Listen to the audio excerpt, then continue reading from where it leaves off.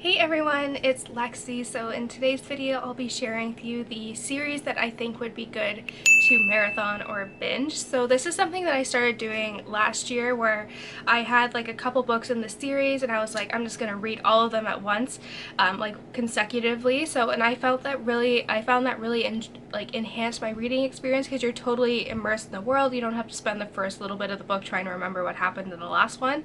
So these are the series that I think are very binge worthy. Either all of them, all the books are out, or it's there's maybe 6 or 7 books out, so you can marathon quite a bit. So I tried to do ones that were either finished or there's a lot of them in the series, so you could do that. So yeah, without further ado, let's get started. So starting out, this is probably the series that really made me fall in love with reading when I was in high school, and it is the Rizzoli Isles series by Tess Gerritsen. I don't even know how many books are out. It's been going on for years. I think the last and final book came out 2 years ago, 3 years ago, so there's a good chunk of books that have been going on, and I feel like these early ones came out in the 90s or early 2000s, so it's been around for a while, but this is definitely a series that I feel like I grew up with. But it follows 2 women.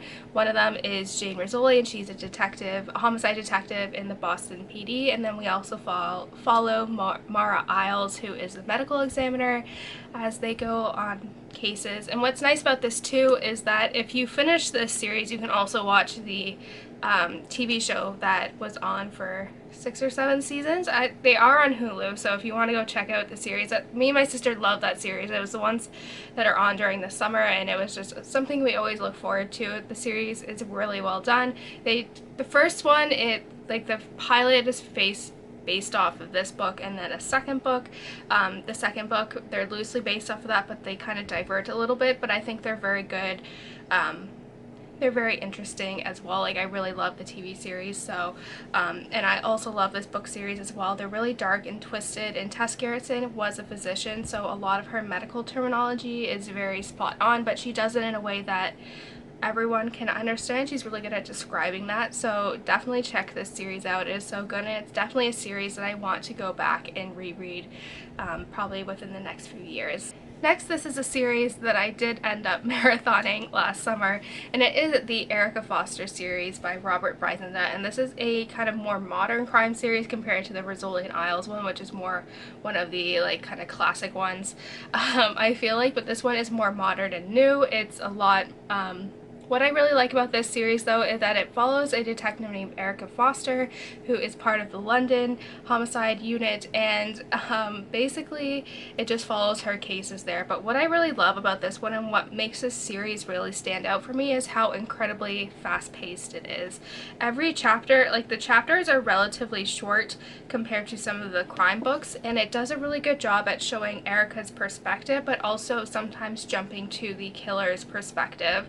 And I really like that. It really keeps you on your toes, and it's just really fast-paced. Like I said, with the chapters being short, I feel like every chapter ends on a cliffhanger and you just want to keep going and going and reading, so I highly recommend this series. It is so good. I don't know when the next book is coming out in this series, but there's I think 7 already out, so you can kind of marathon through this. I enjoyed it. I did that over the summer, and it just added to my reading experience because once I finished one, I just picked up the other, so I found that was just a lot of fun. So this is a trilogy where the last book came out at the end of November of 2019, so all the books on this one are out, and I think this is one because there's a lot of the books are very interconnected, and there's very small, minuscule details that are important later on. I think this is a good one to marathon so you don't forget everything.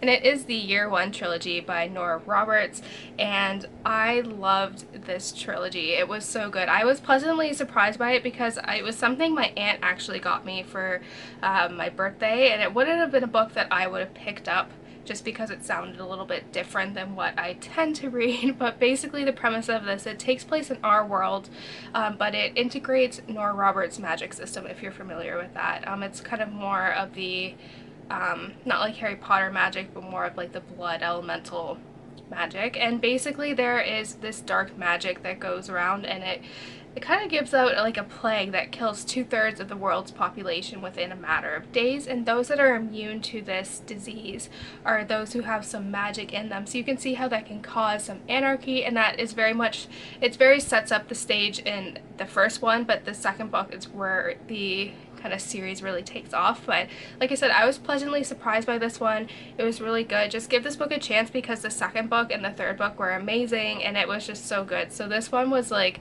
me stepping outside my comfort zone, and definitely within a few years, once I kind of forget the general plot of these books, I want to go back and marathon through them because I feel like that would just make me love this series even more. And so this is another trilogy where all 3 books are out that I feel would be good to read.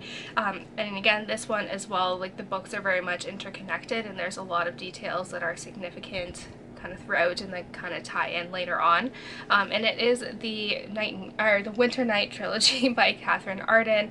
I really love this trilogy. The first book was a little bit of a slow burn. For the first 100 pages, it's very much setting up the world, the characters, but then the plot definitely picks up. But it's based on Russian folklore during, like, I want to say the medieval ages, and it kind of goes off there. It follows a girl named Vazia and just her experience growing up. She loses her mother, but there's also this dark kind of almost like demon type thing that is called the Bear, who is kind of setting out to destroy her world, and then she also has to join forces with the Bear's like enemy, who is the Nightingale, who is the good guy.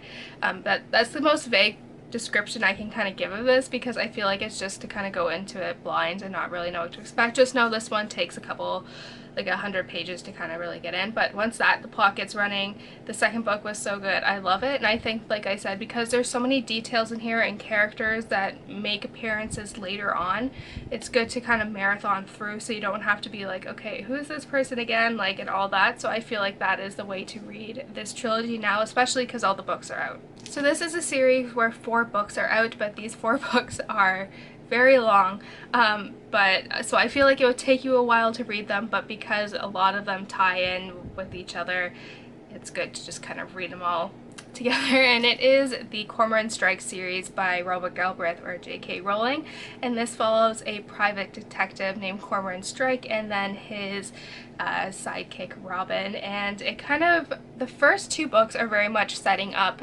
this, like, the characters and the stage essentially when they are solving these crimes, but it's very much built on the relationship between Cormoran and Robin, and the third book is where we really get to see that take off. Like, the third book like gave me a book hangover for like 6 months. Like, that's how much I loved that book. Like, I loved it so much. And then like Lethal White kind of deals with it afterwards, but like the first 2 books are very much setting up these characters, their backgrounds, their relationships, but despite being like a crime series, it's very much focused on their relationship, which I really like, and I'm a sucker for. I got my sister hooked on this, and then my sister got her boyfriend hooked on this. So like I said, people have been pleasantly surprised by these. They're very dark. If you go in knowing that this is J.K. Rowling, you're like, oh my god, like, how does she write Harry Potter? Like, the language is really kind of intense, and it's just very dark and kind of graphic at times. So just be aware of that, but I really love it. I think it's a perfect mix of mystery, but also it's very character driven as well, and I'm a sucker for their relationship, so definitely go marathon these. So that's it, guys. Thank you guys so much for watching. I hope you guys enjoyed this video. Let me know in the comments below what some of the series you think would be good for marathoning and all of that fun stuff. So yeah, thank you guys so much for watching. Don't forget to give this video a thumbs up, and I will see you guys next time. Bye, guys.